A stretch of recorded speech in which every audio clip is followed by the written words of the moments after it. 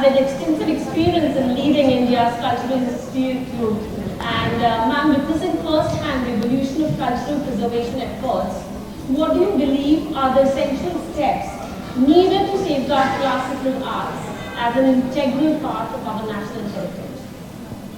Well, that's a very big question that you raised, but as an outsider, not really, but I would say that watching from the sidelines over the last 30 years, I've seen that we have done pretty well. Consider what we were after partition.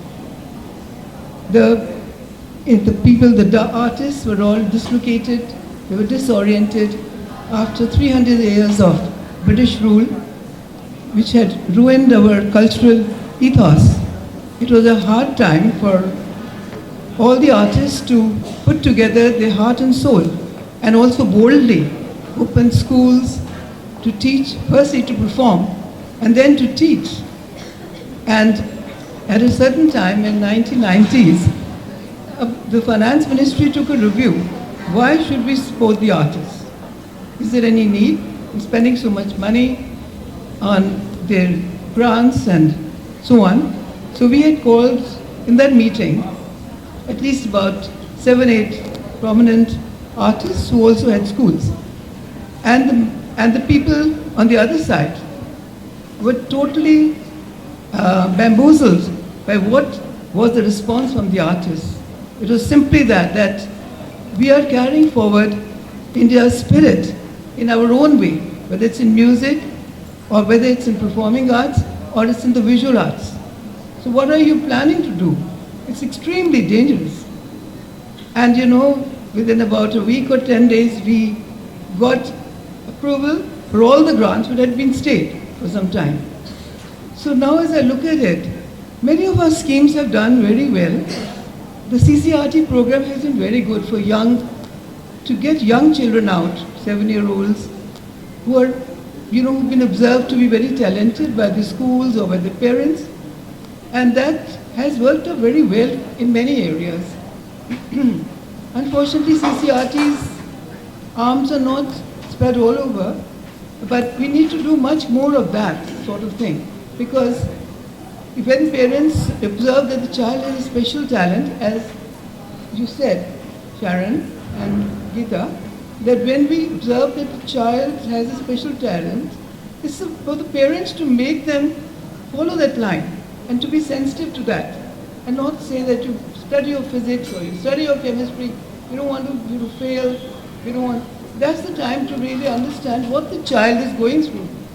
And that will help a lot because parents realize that the child has special aptitude for music or dance, which is really God-sent. Not every child has it. I really feel that those kind of talents are given by God himself.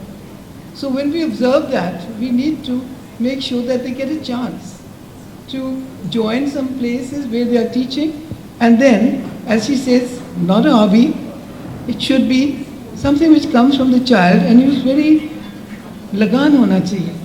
उसके बगैर तो कुछ नहीं हो सकता. So, therefore, I think we are doing very well, and we are very happy to see so much progress, not only in Delhi, but in all, even smaller towns.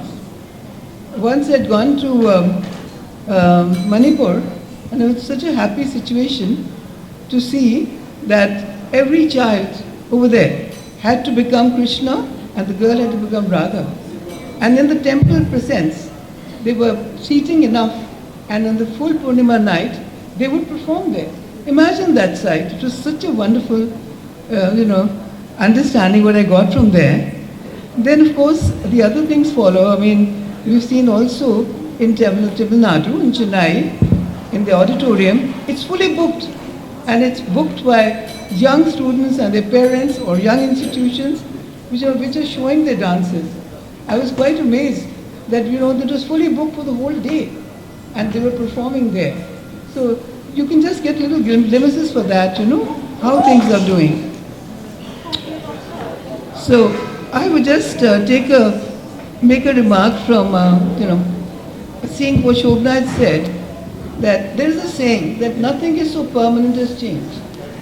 So while we go along with our traditions, we also must innovate.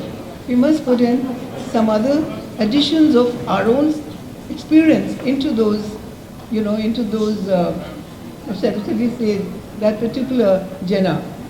And that is something which will keep us alive. Innovation and production, carrying the spirit forward, but innovating it. Thank you, ma'am, for sharing your experience, and you rightly said innovation is the key.